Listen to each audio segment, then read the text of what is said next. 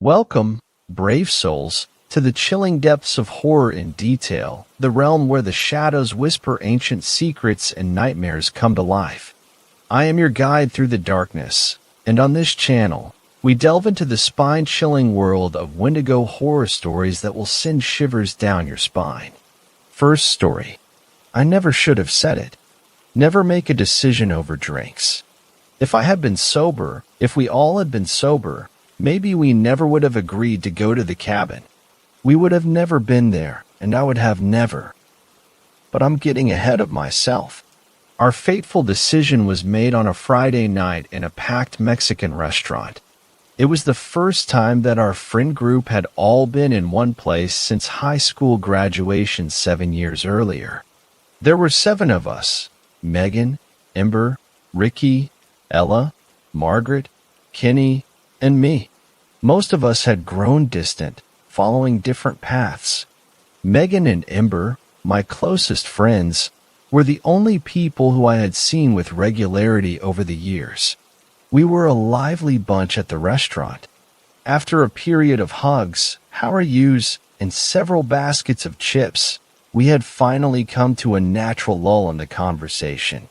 This was all Megan needed to speak up. So, I have an idea. It's kind of crazy, so promise to hear me out first. She paused, looking at all our reactions. To those who didn't know her as well as I did, she looked innocent with her wide eyes and smile. I knew this innocent act very well, just as I also knew she was about to get her way. I covered my smile with a sip of my mark. Okay, Margaret trailed off, glancing at Kenny.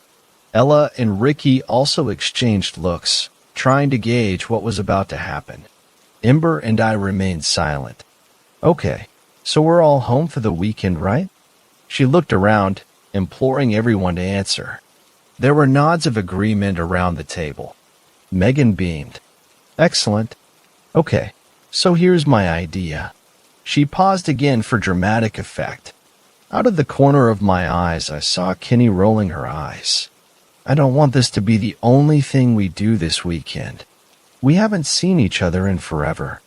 We really need to make this weekend count. No one said anything, waiting for her to continue. Feeling loose from the alcohol and in the name of support, I chimed in. What do you suggest? I asked. Megan tossed her hair over her shoulder. Let's rent a cabin for tomorrow night. Everyone froze, unsure of what to say or do. I was surprised as well.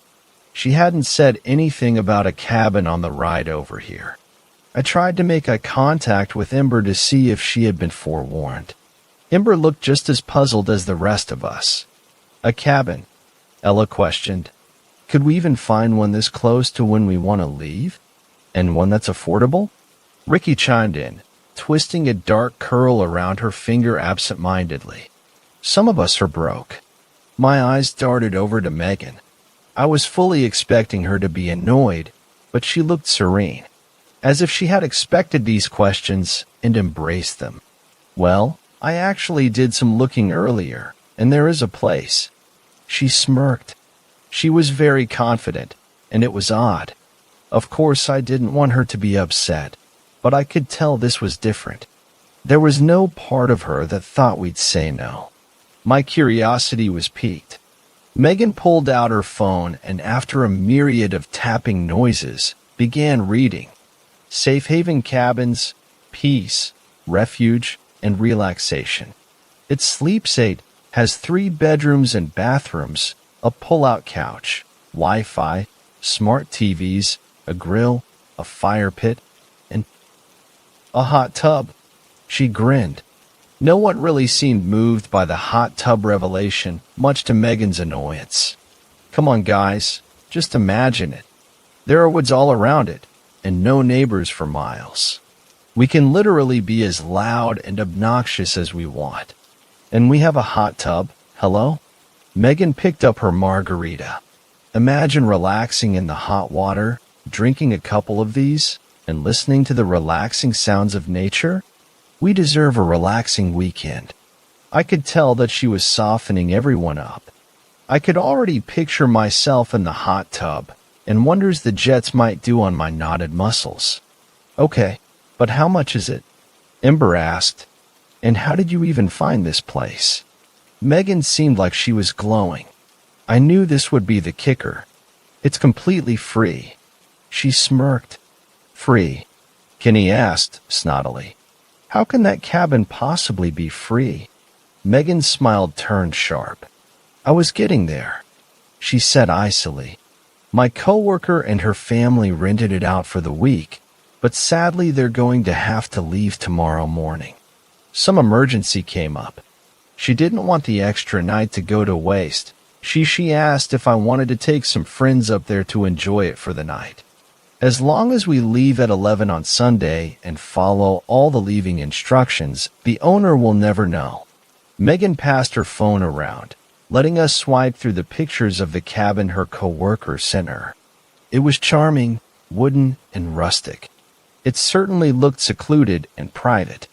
The amenities were all new, and it certainly looked spacious enough for the 7 of us. I couldn't find a fault with it. I could tell everyone was on board now as the phone was passed around. Even Kenny, who always had something to say, had nothing to comment. All we'll have to pay for is the gas to get there and whatever food and drinks we want to bring. Megan looked at everyone's faces, trying to make eye contact with everyone. A tactic she learned in business school to close a deal. So are you guys in? She asked as she sat her phone back down. Megan picked up her marg and held it in the center of the table. Rachel? She asked me, begging me to back her up with her eyes. My veins buzzed with alcohol, and I scrambled to come up with any reason why it wouldn't work out. I could think of nothing. I think it sounds like an amazing deal. I'd be down, I said, trying to signal Ember to agree with my eyes. I took my own marg and held it next to Megan's. Yeah, I'd be down too. Ember agreed, clinking her glass with ours. Slowly, everyone else's margaritas appeared in the circle. Megan looked like a kid on Christmas. Cheers. She beamed. I ignored the slight twisting in my gut that maybe something wasn't right as we all drank. It was probably just the alcohol settling. As it turned out, the cabin was a pretty good distance away from us. Our group piled into 2 cars, mine and Ella's. I took Megan and Ember in the coolers, while Ella took Ricky, Margaret, and Kenny in her larger car. The drive was mostly interstate until we were an hour away. The roads twisted through the mountains. They were flanked with beautiful orange and red trees. Discarded leaves danced in the wind as we drove by. It was an idyllic fall scene, filled with golden sunlight. The car thermometer showed 60 degrees. A good omen. The car had naturally grown quiet after the first hour of the trip, and to fill the silence, Megan had put on a podcast. The 3 of us had always been interested in the supernatural, and there was nothing like some spooky stories to get us in the mood. The calming voices combined with the gentle motion of the car had been all it took for Ember and Megan to fall asleep. I was the only one listening when the episode changed. It was an episode where people submitted their own stories and experiences. The first few were interesting enough, but it was the third that piqued my interest. The woman in the story detailed her experience during a cabin trip. A very strange but not unwelcome coincidence. It had started like all typical cabin trips do, with settling in and unpacking and assigning rooms. Their trip was normal until the woman went outside at night. She was throwing away the garbage when she heard it. Her friend's voice from the tree line urging her to come help. She had frozen, sure that her friend was inside at the table. She called for her friend, but all she got in response was the same plea for help. The silence of the night had grown oppressive around her. She strained to even hear an insect. It begged her for help again. She peeked through the back door to confirm her suspicions. And sure enough, there her friend sat playing cards with the rest of them. The woman ran back inside and told her friends what she had experienced. They had laughed at her for being spooked and maybe overhearing their conversation through the walls. but the woman knew it was something else. She called it a Wendigo. A Wendigo is like super dangerous. One of the podcasters said. I would literally be so freaked. Oh my God, Kate, we're not supposed to say the name. That literally summons them. The podcaster, Kate, gasped and made a show of freaking out. Oh my God, I feel like it's watching me now. They soon moved on to the next story, but my skin was crawling. There was a tug in my gut as I looked at the woods we were driving through. They were dense, thick. Who knows what could be hiding in them? The car hit a large hole in the road and jerked me out of my reverie. I was being absolutely ridiculous. There were no such thing as a Wendigo. The woman probably made up that story just so they'd read it. Everything would be fine. The cabin looked exactly like the pictures. It was charming and spacious, and Megan's co-worker had left it in pristine order. We made quick work of setting up and deciding rooms. Megan and I decided to share a room. Ember would take the twin upstairs. Kenny and Margaret would share the other room, and Ricky and Ella would take the pull-out couch. With that settled, we did what all young women alone in a cabin do, and started to drink. Ella brought things to grill, and Megan and I began to prepare the other side dishes. Kenny took the liberty of setting up the speakers, and we were in full party mode in a matter of minutes. Everything was fine until we decided to go out to the hot tub. It was located on the back porch facing the woods. I settled into the water. My heart thumped as I recalled the podcast. Would I too hear a Wendigo's voice calling to me? Would it be Megan or Ember begging for help? I tried to recall what I had seen about Wendigos before. I knew they were supposed to be thin, perpetually starving, perpetually dying. My imagination was running wild, so wild that I couldn't settle into the flow of conversation. Rachel? Megan asked, flicking water in my direction. Yes. I whipped my head around. I hadn't even noticed I was staring into the woods. You okay over there? She asked. She was teasing me, but I could tell she was concerned. She always spooked easy, and I could tell I was making her nervous staring off into the woods. I wanted to put her at ease, and to do so, I made the stupidest decision of my life. I told them about the woman's story. I'm fine. I laughed.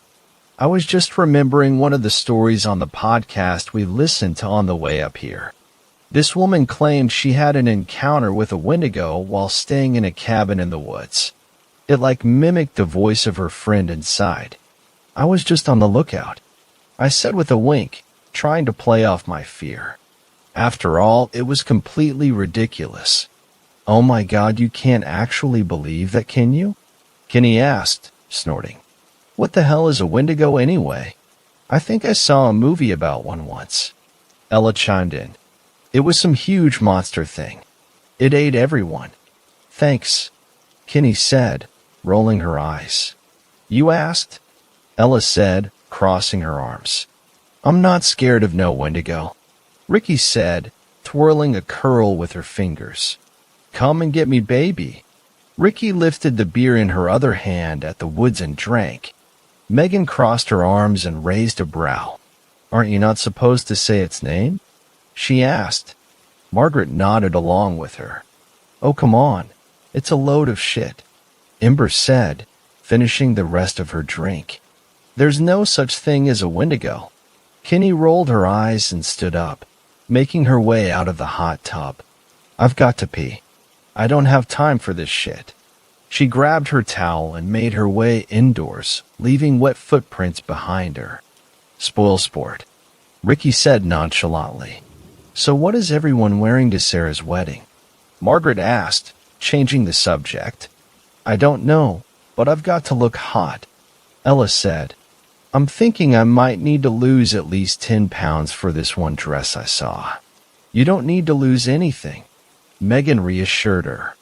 You're plenty hot as is. Exactly, Margaret agreed. There's this one blue dress I thought about ordering dash. Help? Kenny's voice broke through the trees and over the music, cutting Ricky off mid-sentence. What was that? Margaret asked. Turn off the music. Ember said. It's on Kenny's phone. Margaret said. The stress in her voice was obvious. A chill went down my spine as I glanced through the tree line, trying to make out any shape. Someone go turn that off. Ember said again, as another plea rang through the night. You go.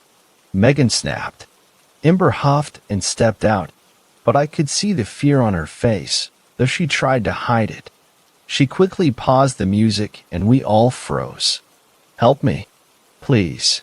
Kenny's voice called again. She's just messing with us, Ricky said, but she couldn't really hide the shaking in her voice. The light is on upstairs. Margaret pointed to the top of the cabin. Our heads turned in sync and then back to the woods. We know it's you, Kenny. Stop messing with us. Ember yelled. Don't engage with it. Ella snapped. What if it is something? It isn't. It's just her being a bitch. Ember said. Help me, please. Kenny's voice called again. And then the voice screamed, a horrifying, gut-wrenching scream. Oh my God, Megan yelled. Ella and I both shot up out of the hot tub. And then there was laughing. Oh my God, I can't believe you guys actually fell for that, Kenny called. She laughed loudly and walked out from the tree line. That was absolutely hilarious. You should see your faces. There wasn't one of us that wasn't pissed. That wasn't funny, Margaret said, splashing the water for emphasis. You're so immature. We thought you were hurt, Megan said, clearly fuming. It's not safe to go back there. What if there had been an animal? Ella said, crossing her arms. Oh, relax. You guys are literally incapable of having fun. I was just messing with you, Kenny said. It was clear that she had expected this joke to be praised. You're ridiculous, I said. My heart was in my throat, and my hands were still shaking. Come on, you guys need to lighten up, Kenny said, throwing her hands up. Without the music, and without any conversation, I noticed something I hadn't before. It was silent. There were no noises like there were earlier. No insects, no tree branches crackling. Nothing but silence. My head beat speed up again. Then we heard it. Help. It was faint, but very clearly Kenny's voice. Kenny, give it up. It's not funny. Megan snapped. It's not me. I'm not saying anything. Kenny argued. Help. It called again, closer this time. My adrenaline was in full gear now, and my mind raced. If Wendigos were real, how many times had we said the name? Kenny had gone so far as to mock it. I felt like I would simultaneously vomit and pass out. Kenny, Ella said, staring at the tree line. Don't move. There's something back there. I followed Ella's line of sight, and sure enough there was a spot in the trees that was darker than everything else. As I watched, it shifted closer. Kenny froze, and from the slanted shaft of porch light illuminating her features, I could see her fear. You guys are messing with me. Trying to get me back, that's all. She said. Help me. The voice said. It was even closer and distorted now. It sounded like Kenny's voice, but almost as if another voice was speaking at the same time. Help me. Kenny, seriously. Walk slowly this way. Ella tried again. Stop trying to mess with me, Kenny said, but she was crying. The shape got closer to her. Kenny, Margaret called. Please. Kenny took one step in our direction, and then it was on her. It was huge and skinny like the descriptions had said. Its gray flesh sagged over its bones. It leapt at Kenny, and it was impossible to tell if it was screaming or if she was. Blood splashed towards the deck as we heard the sound of ripping flesh and breaking bones. Come on, I shouted and scrambled to get out of the hot tub. We all made it through the back door, except for Margaret, who was frozen in horror. Margaret, Ricky yelled. Get your ass in here. What the fuck are you doing? But Margaret either couldn't hear us or couldn't move. Margaret, I screamed. She stumbled back and fell in the hot tub. Then it was on her too. Her blood splashed inside the cabin before we could close the door. "Lock it," Megan screamed. "What the fuck is that going to do?" Ember yelled back, but she locked it anyways. Ella followed the sentiment and ran to the front door and locked it too. "What do we do now?" Ella said. "We've got to get our keys and get out of here." I said, "We won't fit in my car." "Ella, we're going to have to take yours." Ella nodded and ran to the counter. She searched in a flurry, but found nothing. "I must have tossed them in my bag," she cried. She ran to her duffel bag tossed haphazardly on the couch and began tossing clothes and toiletries out. "Help her look," Megan yelled. We all began searching, but her keys could not be found. Suddenly, we heard a large thump from the roof of the cabin and the same scream from earlier. "Fuck it, we'll take mine," I shouted, grabbing my keys from the counter. "We can't go out there. It's on the roof," Ember yelled. "It will jump on us as soon as we're outside. We'll never make it." "We can't stay here," Ricky yelled back. "We have to try." Megan cut in, grabbing Ember by the arm. "We can't leave them." Ember tried again. "There's no other choice. Let's go," I said. The thumping on the roof grew louder, like it was walking. The cabin shook under its weight. Then the thump was outside the front door. "Oh my God," it jumped. Megan whispered, body tensed. "We can't go out there now. We'll be heading right towards it." Ember protested again. "We're fucked," Ricky said, tears streaming down her face. "We're going to fucking die here." The sound of crunching metal and shattered glass filled the cabin. Ella moved to the window and peeked through the blinds. "Oh my God." It knocked over our cars. They're literally demolished. My stomach lurched and my head began to spin. I had to force myself to breathe. "We can't leave," Megan whispered. "We can't leave." Her voice was climbing, bordering on hysterics. "SHHH." I jumped into action, covering her mouth. "It can hear us." Her eyes were wide as she nodded. "Do we have any weapons? Anything?" Ricky asked. "Did anyone check?" "There's a closet upstairs. I'll go look," Ember said. The front porch creaked, and we all froze, holding our breath. I could hear it breathing, loud and heavy. It was gurgling too. I couldn't panic. Now was absolutely not the time to panic. But I couldn't help it. My breaths were shallow and my heart was racing. It sniffed again and stepped closer. The floorboards groaned again. Then Ella screamed. The Wendigo burst through the window, and glass went everywhere. Ella was screaming, and the ripping sounds started up again. "Go, go, go." Ember pushed Megan and I up the stairs. Ricky was close behind us as we pounded up the stairs. I heard Ricky scream, and then a thump. I couldn't even turn around to see what happened to her. Megan ripped open one of the bedroom doors and dove in. Ember and I behind her. Ember closed the door and locked it. We heard Ricky's screams and her gurgles. And the ripping sound. Oh my God, the ripping sound. I looked at Ember and Megan with tears in my eyes as we listened to the Wendigo eat. How many of our friends had died tonight because of me? Because I was stupid enough to open my mouth? And we would be next. There was no way out. But then the idea came to me. There is a way to get rid of it. The same way I unintentionally brought it here. You understand, right? Why I had to do this. Why I had to make you summon it. Every time you thought its name while reading this. I'm sorry. I truly am, but we can't die this way. I won't let us. I hope you can forgive me. I hope you can understand. I won't let us die. I'm sorry. I'm so sorry. Second story. Proceed to scan for more worlds. Ace said, I was bummed out when we lost sight of that plane. I can only wish to join those inhabitants after I die, even though that sounds ridiculous.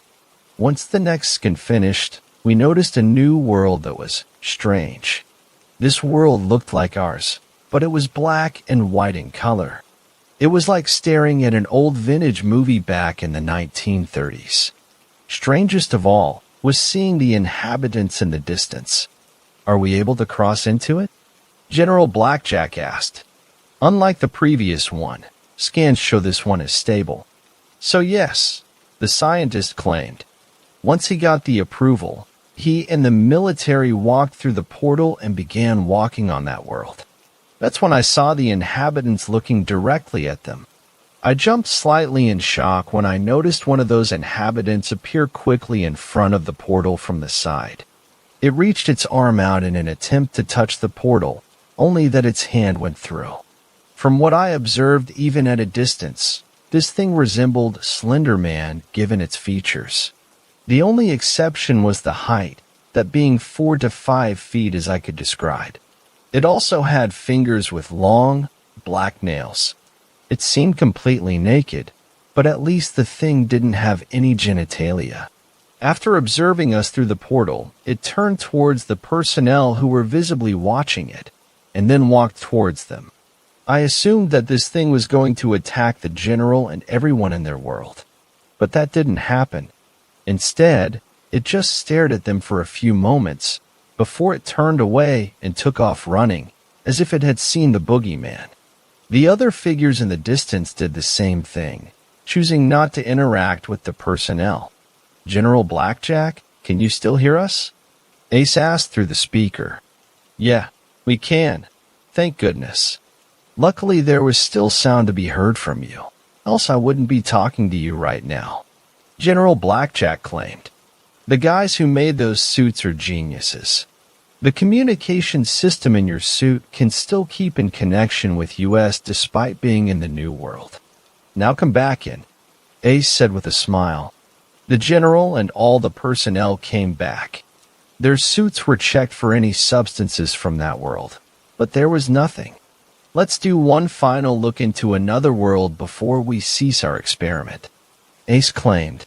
If there was one more thing I could give credit to Ace for, he was spot on when he said this was our final look. This is because it was at this moment that things turned grim. When the scientists began a scan and found a new world, we were met with a hazy, smoky scene.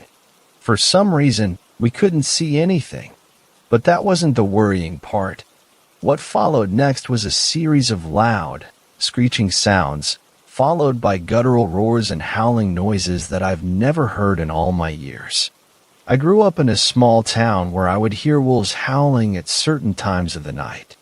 This howling sound was new, let alone extremely awful. All these sounds from it made my skin crawl with pure terror. I don't like that noise. I'll find another world, the scientist anxiously stated, before beginning a new scan. I was thankful that the noises were gone.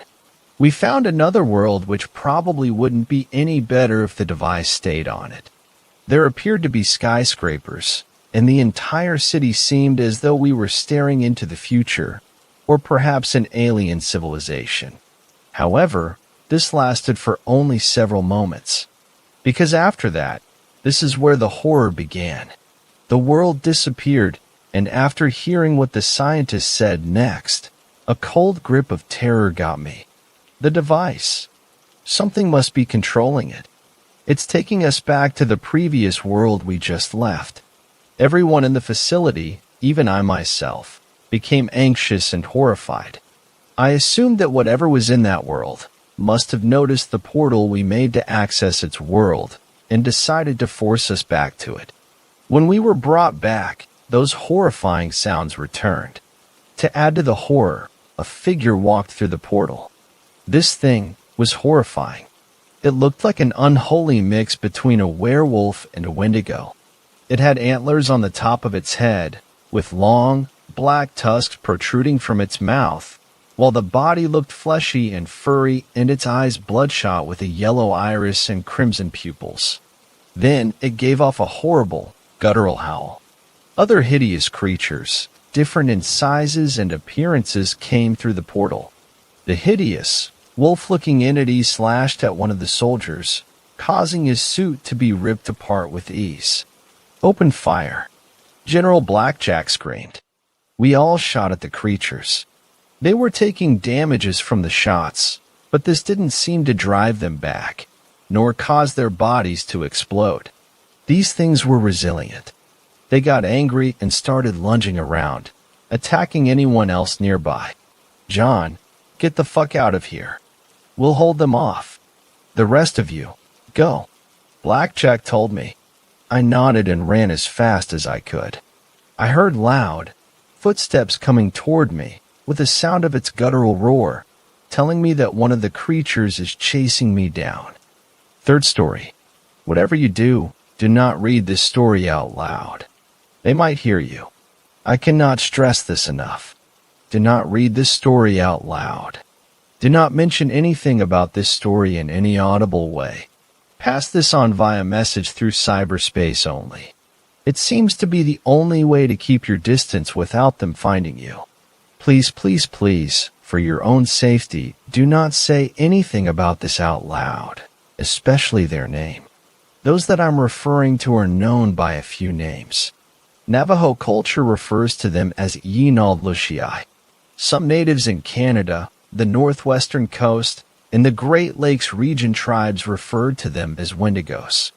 I refer to them as skinwalkers. Call them what you will, but do not say any of their names out loud. I say this because they hear their name and respond to it the way a great white shark reacts to a drop of blood in the open ocean. It is not a simple hunt that the skinwalkers perform in a general direction of the audible name. It is an instinct, a drive so animalistic that it is ingrained in every single one of them. Say it once, and you may get lucky that the trail goes cold, that their senses are diluted, and you escape. Say it twice. Well, at that point, you're playing with fire. You're taunting something that not even your worst nightmares could come close to touching. They will not hunt you down instantly. No, all things take time in this world. They do not move fast, but they move at a steady pace. They will find you, whether it be days, weeks, months, or years. Well, that depends on just how evasive you manage to be. But don't worry, they all catch up eventually. I'm writing this to you simply because I have made that mistake. Once when I was young, I read the name out loud in a folklore book while trying to sound it out. Strike one. The second mistake I made just last month at a trivia night at my local bar.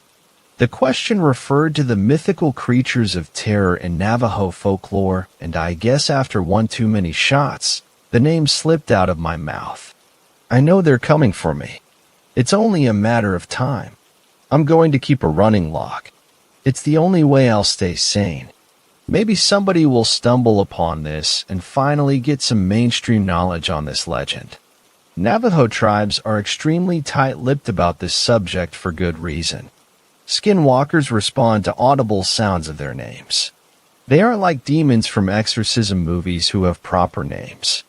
No, these things all go by their standard names of Skinwalker, Wendigo, or Yinald-Lushii. For simplicity to save myself the time, they'll be skinwalkers from here on out. Nobody knows the true figure of skinwalkers. There's accounts from those who were lucky enough to escape for just long enough. Skinwalkers are genderless, gaunt, pale figures. They stand 7 to 8 feet tall. At times they move to all fours and crawl around with the grace of a tiger or lion, yet most are comfortable and mobile on their 2 feet as bipedals. Some take on the shape of a moose head with the long and wide paddle-like antlers.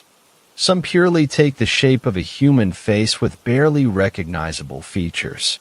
The best I can describe their human appearance is similar to the Slender Man stories of a tall and elongated thin man with no face. They don't kill you, not instantly. They slowly drive you mad. They thrive on the mental breakdown that you begin to feel every time you think you see them. The more that you mentally bleed out with your insanity, the more that come near.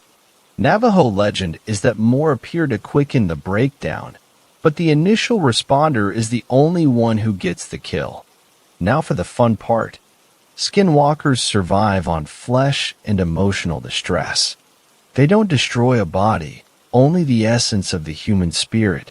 They inhabit the flesh of those they kill. They walk around wearing their kill's skin, allowing them to blend in among the public. They never look fully there. They look as though they are wearing a semi-expensive Halloween costume. To those that aren't paying attention, nobody bats an eye.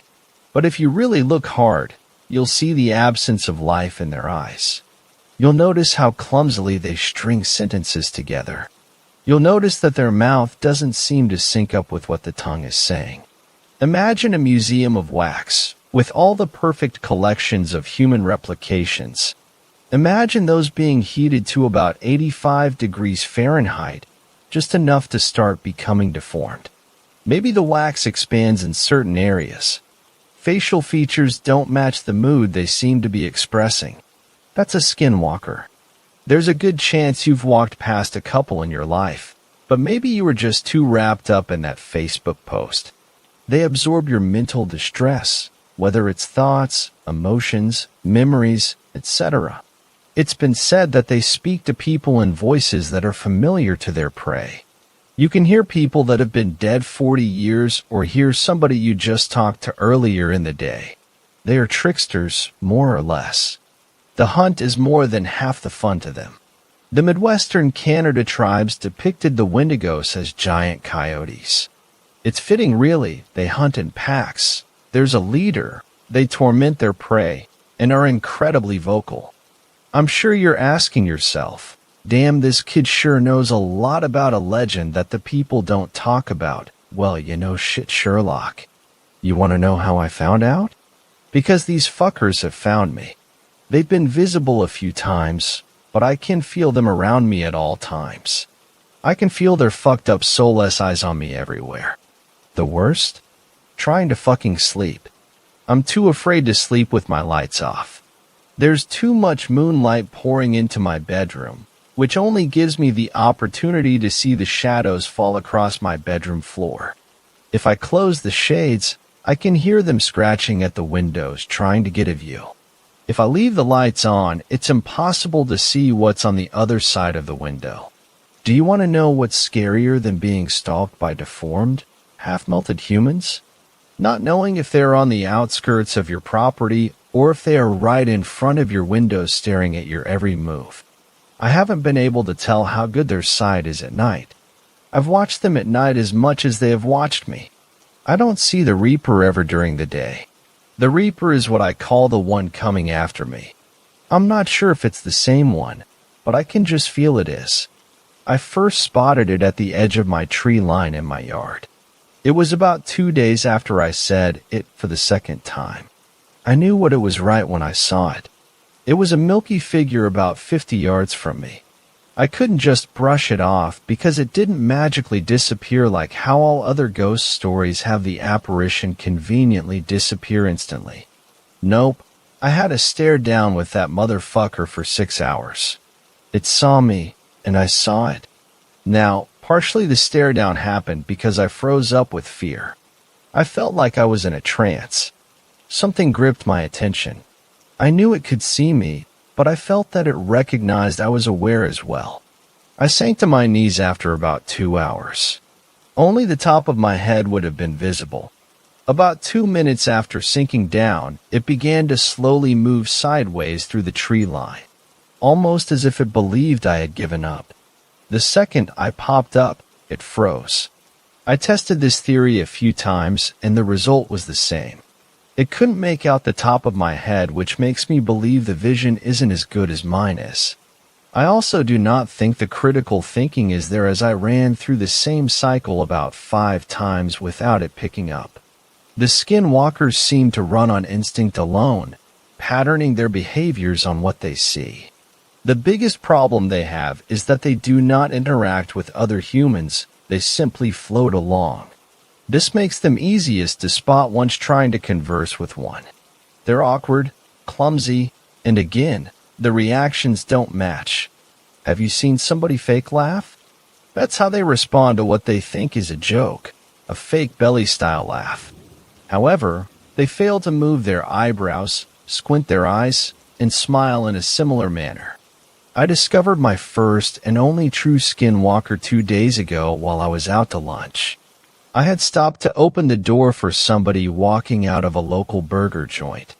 I opened it for them and said, "There you go," and tried to slip in the door. The skinwalker stopped just outside the door and responded with a "You're welcome" and a big toothy grin, like they were smiling for a dentist taking x-rays.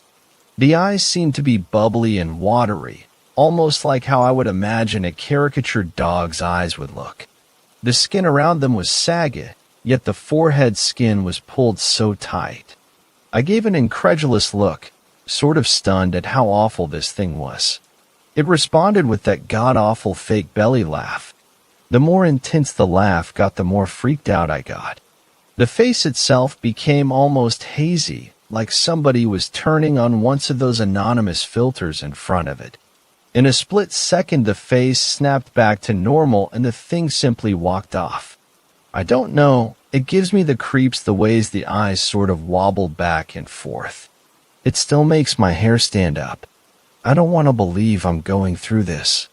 I don't want to believe that I saw a human-like moose crawling around on all fours, peering from around the side of my shed last night as I took out my trash.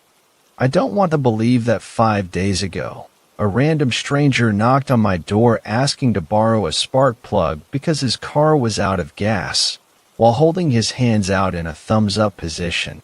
When I told him I couldn't help him, he said adios and just walked away with an ever-so-slight haze around him. I don't want to believe that I'm hearing the voice of my ex-wife pleading to let her in from the cold as I hear faint tapping on my front door. But let me tell you, it's real. It's all real and happening to me here. This isn't like a video game. I don't have some goddamn progress bar to let me know how close these things are to me. I don't know how much time there is left. They seem close, but nobody is moving in on me yet. Whatever you do, do not say any of this out loud. Otherwise, I can assure you, you'll be in a similar situation to me. I'm sitting here typing this up as I can see the skinwalker just sitting on my shed. Waiting for me to finally break. To slip up and open my door the next time it mimics my grandma's voice. To say its name out loud one more time to strengthen its hold on me. Maybe I'm on a cusp, just far enough gone to where I'll be hunted forever. Maybe they are taking their time to wear me down. I wish I had answers. I only have problems. Fuzzy-faced, emotionally disturbed, mutant moose-sized problems. I just went to my bedroom to get away from the scratching outside my front door. Every window has fog on one of the corners. I'm presuming from one of those things breathing right outside the window, steaming it up. I can see one of them right now as I sit on my bed. It's sitting with just the top of its eyes and head visible. The eyes are sunken back into the oversized sockets. I can see the veins in the eyeballs glowing a fluorescent blue, highlighting the inflamed red around the eye sockets. The eyebrows are at an odd height up on the forehead, as if they started drifting upwards from their normal location. I can see it sizing me up. I feel like I'm being tasted via the sense of sight. It started whimpering to me in the infant voice of my brother. "Let me in.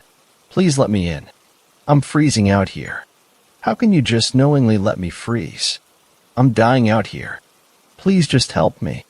Open the window so I can warm up. Please." And shit like that on repeat. It's really doing a damn good job at driving me insane. I'm half tempted to just open the window and get it over with. These things have been in Navajo culture for thousands of years, probably dating back to the times before paper. How I am supposed to stop something that hasn't been stopped in thousands of years? I'm another statistic. The only hope I have is to eliminate their food supply. Everything starves, right? Maybe by spreading this story, the skinwalkers will start to disappear. Maybe they'll go into hiding or a hibernation. I wouldn't count on it, though. They seem to know what they are doing. So for those of you reading this, just be careful. Tonight, tomorrow, next week, next year. I don't know if the skinwalkers pick up on technical transmitted signals. Maybe they don't yet, but at some point they might adapt. So if you hear a tapping at your window tonight, don't turn over in your bed to check it out. If you see steam in the corner of your living room window, don't go out front to check it out. If you hear somebody knocking at your door unexpectedly, take a quick peek first. Pay attention to people's hand motions while talking, their facial expressions and reactions. They're out there. They may be after you next. Slowly closing in on your whereabouts, awkwardly bumping into you, and feasting on the nights that you can't sleep. Or maybe they got to me by time you read this. There's no way of telling. Then again, maybe I didn't write this. Maybe they did. Maybe they do respond to you just thinking the name, saying it over and over in your head. Guess you'll find out. Fourth story. It followed me from Seattle. I hope it didn't follow me back. I'm still freaking the fuck out over what happened this last weekend. I think it's still out there. I fucking hope so. This all began a few months ago when I moved here from Wenatchee in eastern Washington to attend a university. I recently turned 21, but I didn't have any friends around to celebrate. So I did the next best thing. Rolled a blunt and watched some shit on Hulu. I'm really living the life here. I know. Undeclared major. Recreational weed. Living off my savings, and finally no more parents nagging at my door to do something with my life. Or at least so I thought. The first time I heard it, I thought it was paranoia. I smoke a ton of pot, and living in a new city doesn't help either. People say I live in the party area of downtown. Belltown, I think they call it. So far, it just seems like an endless parade of brothers and drug-addled street kids skulking at all times of the night. And to be honest, it doesn't really bother me that much. I drown that shit out with headphones anyway. I much prefer it to that cold, deafening silence. The silence so strong you start realizing just how bad your tinnitus actually is. A silence that conjures nightmare creatures from the deepest reaches of your primitive mind to explain the occasional thud and thunk of a settling house. It was in that silence that I heard it. I was grinding some bud for my third bowl of the night when I noticed the empty quiet that filled the space outside of my apartment. I'm on the ground floor, so I'm basically used to all types of yelling, singing, arguing, and fighting when the sun goes down. But not now. Not tonight. There was nothing. Scratch. Scratch. Scratch. Scratch. Scratch. Scratch. Scratch. Scratch. Scratch. It came from the window in my kitchen. It's in quotes because it's literally 2 burners and a mini fridge with a microwave on top. Despite what think about stoner stereotypes, I'm pretty fucking immaculate when it comes to cleaning, too. That's why I was puzzled when I investigated the sound. Small amounts of dirt speckled across the small excuse for a counter under the window. The window was closed. I cleaned off the counter and figured I was too high to remember making that mess earlier. Fear was overcome by a wave of relaxation when I hit my pipe. Purple Kush. Family Guy eased me into a coma, and by the morning I didn't even bother thinking about the noise from the night before. But from then on, it kept happening. Night after night after night. The same 3. Scratch, scratch, scratch. Always at different times, too. 1 o'clock, 2:45, 1:37, 3:40. There wasn't really a pattern to it, just the same weird interval of 9 scratches. It seemed to be getting faster every time. I just started assuming it was someone fucking with me. Maybe some guys picked a place to fuck with every night after they left the bar, and I just happened to get lucky. This thought calmed me down, and I was eventually convinced that this was all it was. I still didn't have any friends here, and with the cold snap and rain, I didn't really feel like going out and making any yet. The school quarter was almost over, and I noticed that I wasn't getting enough sleep. The scratching was getting louder now, and joke or not, I had to get some rest before finals week. One of my classmates suggested going camping. She even offered to let me borrow her tent and sleeping bag. Supposedly, getting out of the city once in a while and being in nature helps calm the mind. Kinda hippie sounding, but I was stoned when she suggested it. I took up the offer and made a reservation at a campground near MT Rainier for this past weekend. I'd rather not say which one because it might still be there waiting for someone. The girl from my class met me at a Starbucks downtown and gave me her camping gear. I really appreciated the gesture, but I'm not sure if my high-as-fuck monotone voice and glossy red eyes conveyed any evidence of that. Didn't matter anyway. I packed a couple grams of bud, my pipe, and my old Nikon SLR.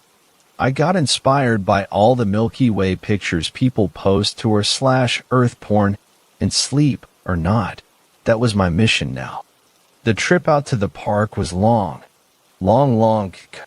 and boring geek. Saw maybe one gas station for 20 miles, and I may have eaten my snacks on the way there. I stopped there to re-up the trail mix and Cliff Bars and Muscle Milks before I continued on my way. The clerk looked Native American. Old, too. He had this weird look in his eyes when I approached him, as if he was about to say something but cut himself off and silently rang up my tasty treats.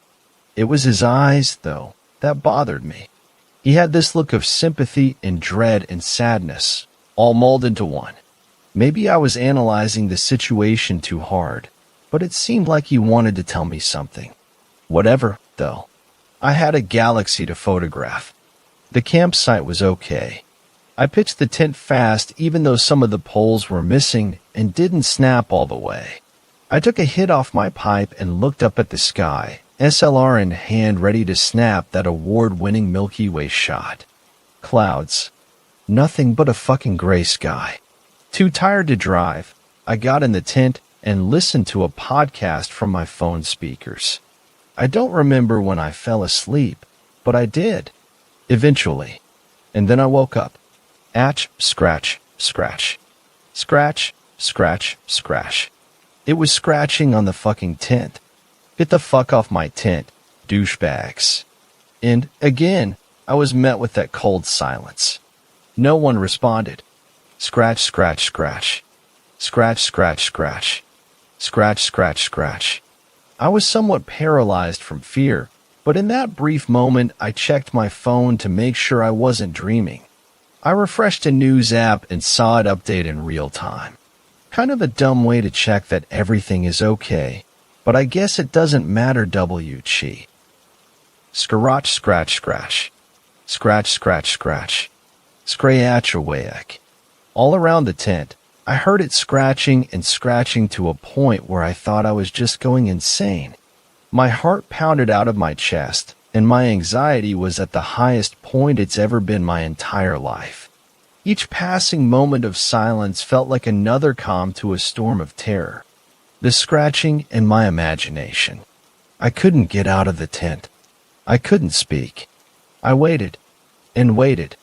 It continued, scratching faster and faster, and suddenly I heard something.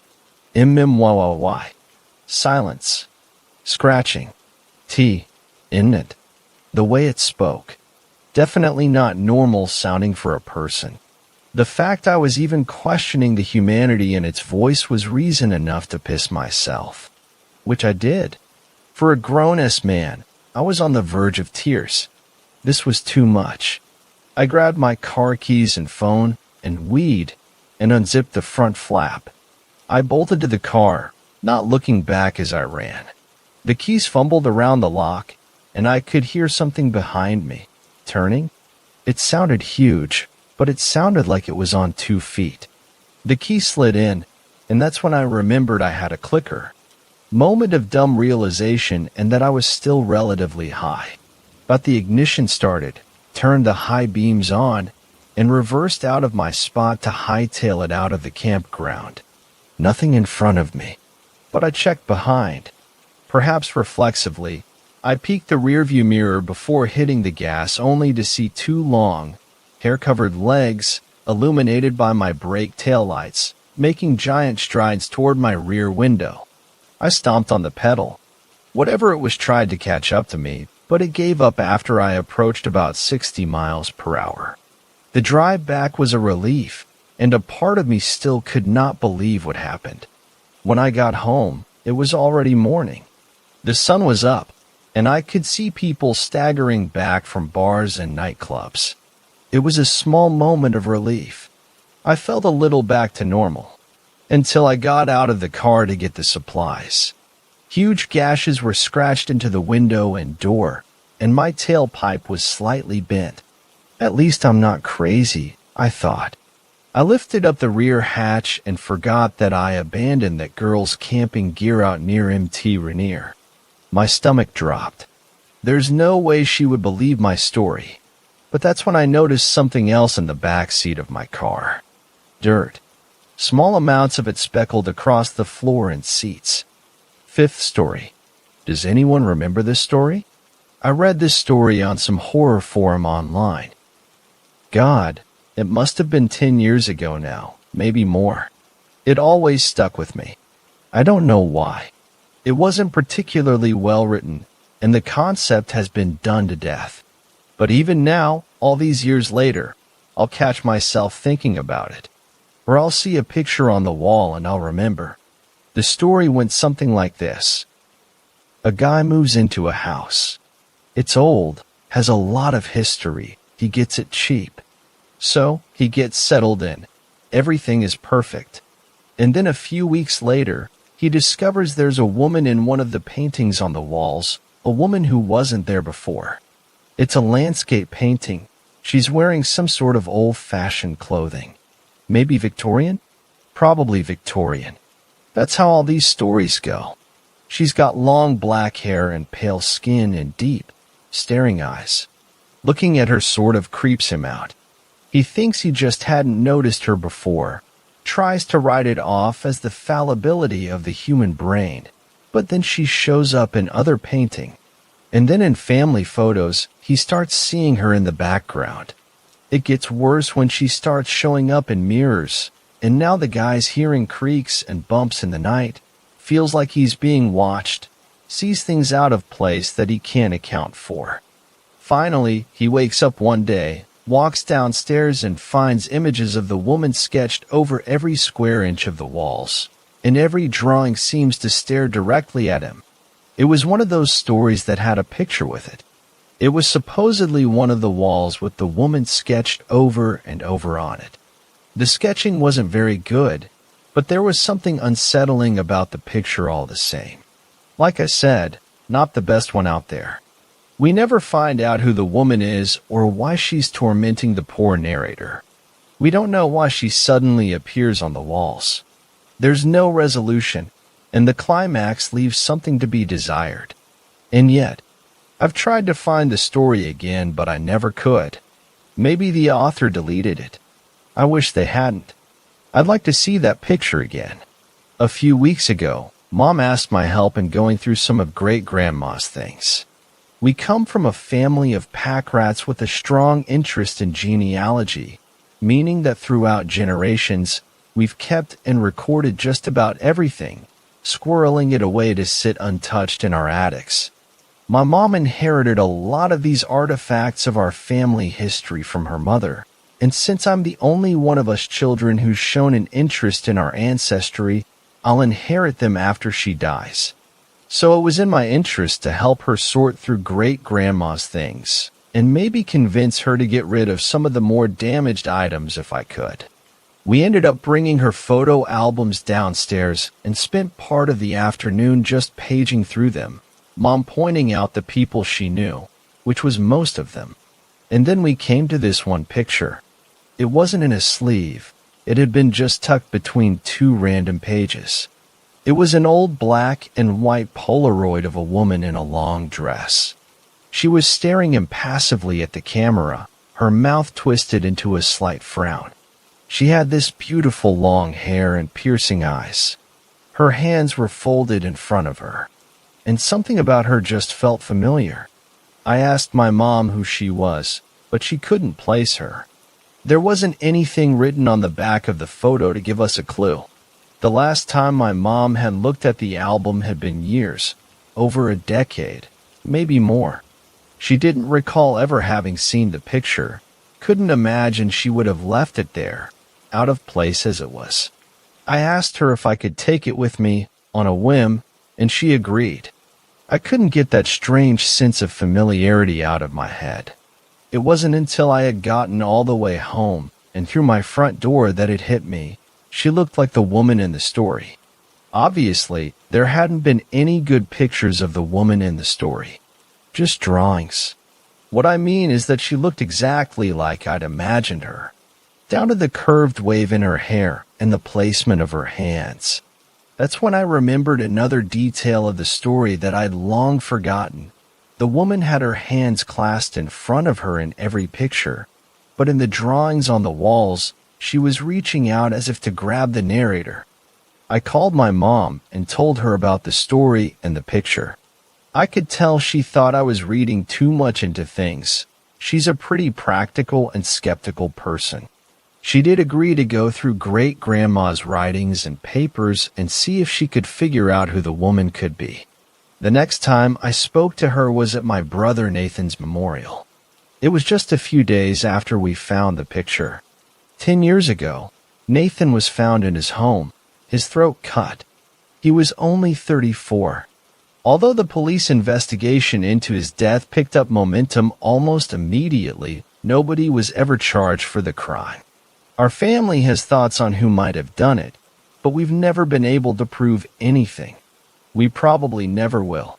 Each year on the anniversary of his death, we have a little family gathering to remember and mourn. So we were at Mom's house, looking through old pictures of my brother and remembering. Mom had already told me that she hadn't found any information on the picture we'd found days before. It was about what I had expected. I had decided to just stow the picture away and forget about it when I came across this certain picture of my brother. It was from his housewarming party, taken just a few months before his death. He was standing with his arm around me, and we were both making these stupid faces at the camera. I've looked at that photo thousands of times by now, but this was the first time I really noticed the painting in the background. It was a landscape painting, showing rolling hills dotted with trees. And there, standing next to one of the trees, was a figure. I had to squint and make it out, but it looked like a person. A woman. I was distracted for the rest of the memorial. I took the picture with me when I went home, and I just sat there and stared at it, wishing I could see the painting a little better. With that story on my mind and the picture Mom and I had found, it was hard not to connect the dots, even though I was half convinced the dots I was connecting didn't actually exist. Clearly, I was reading too much into it. Nathan's death was hard on me, and I'm always a little off around the anniversary. I was seeing things that weren't there as a way of coping with the fact that my big brother's murderer will probably never face justice for what he did. I put both of the pictures in my bedside drawer and decided to leave well enough alone. Maybe another day when I was feeling more like myself, I'd look at them again. Maybe. Weeks passed by and gradually my uneasiness faded. It became easier to see it all as a product of my imagination. I've always been the imaginative sort, anyway. And then, yesterday, I got up to get dressed for work and walked into the bathroom. As I passed by the mirror, I saw someone else standing in there with me. A woman with dark, wavy hair and piercing eyes, her hands folded primly in front of her. I whirled around, only to find myself alone. When I turned back to the mirror, her image was gone. It was her. I'm sure it was her. I haven't stopped thinking about her since then. Or that story. Was it a story? Did I get all the details right? Maybe she showed up in the mirror first. Was that it? What exactly happened after that? The story ended with her image scrawled all over the walls. But what came after that? Did the person ever write an update? I need to find the author. I need to know if it was who I think it was, and if so, why he didn't tell me what was going on. Is it somewhere in his journals? If you remember this story, please help me find it. Something terrible is about to happen, is already happening to me, and I need answers. And I'm afraid the only one who could give them to me is dead. Thanks a lot for watching the video till the end. Subscribe to our channel Horror in Detail. Drop your opinions/suggestions in the comments section, and like the video as it helps with the YouTube algorithm.